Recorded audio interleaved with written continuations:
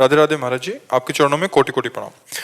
महाराज जी, 2 साल पहले एक मरीज की सर्जरी के दौरान उसके HIV संक्रमित रक्त के कारण ये रोग मुझे लग गया।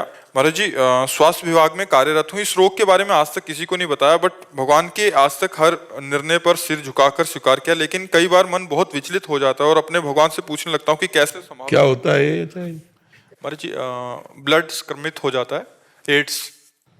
तो ऑपरेशन के दौरान आपको कैसे हो गया? अगर रक्त से मिल गया महाराज जी। तो आपका रक्त, कोई आप अपना रक्त काट रहे थे क्या? ऑपरेशन थिएटर में आप ऐसे पोजीशन में होते हैं कि मरीज का कोई भी परमाणु आपको स्पर्श न करे, तो क्या सावधानी हो गई आपसे? ग्लव्स फट गया। ग्लव्स कैसे ग्लव्स फट गया तो त्वचा फट गई। कभी कभी होता है कि हम अपनी गलतियों को छुपाने के लिए ऐसा बोल देते हैं, तो ऐसा तो नहीं। ऐसा कैसे हो सकता? जब हमारे को टेक्नीशियन डायलिसिस करता है ना, तो 2 ग्लव्स लगा के करता है। एक ग्लव्स साधारण, उसके ऊपर दूसरा, जब सफाई कर लेगा तो दूसरा डाल के तब वो करता है। तो बहुत प्रवीणता चाहिए, पूरी जिंदगी बर्बाद कर ली।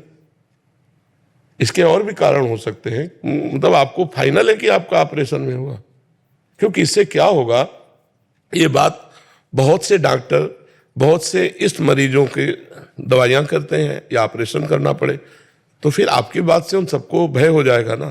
तो मुझे लगता है कि प्रायः बहुत बड़ी बड़ी बीमारियों से मरीज जाते हैं और डॉक्टर अपने को इतना सुरक्षित रख करके करते हैं जिससे वो उनके परमाणुओं से युक्त ना हो।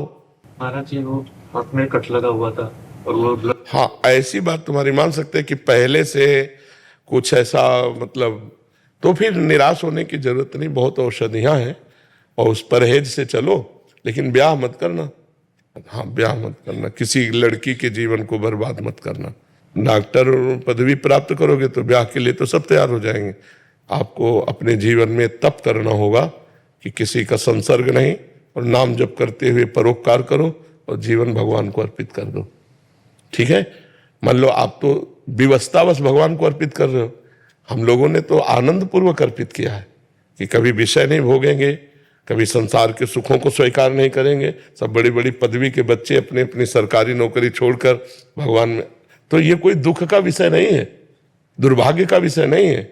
भगवान ने आपको परिस्थिति ऐसी दे दी तो आप बढ़िया अच्छे से चलो, आनंदित होकर। जितने दिन जीवन है मस्त रहो एकदम। औषधि और परहेज दोनों को संभालते रहना, और किसी के संसर्ग में अपना रोग किसी को दान ना हो जाए, ये ध्यान रखना। खान पान व्यवस्था सब भले किसी से न बताओ, लेकिन अपने को बचा के रखो कि कहीं आपका किसी भी तरह से ये संक्रामक रोग दूसरे के शरीर में न चला जाए।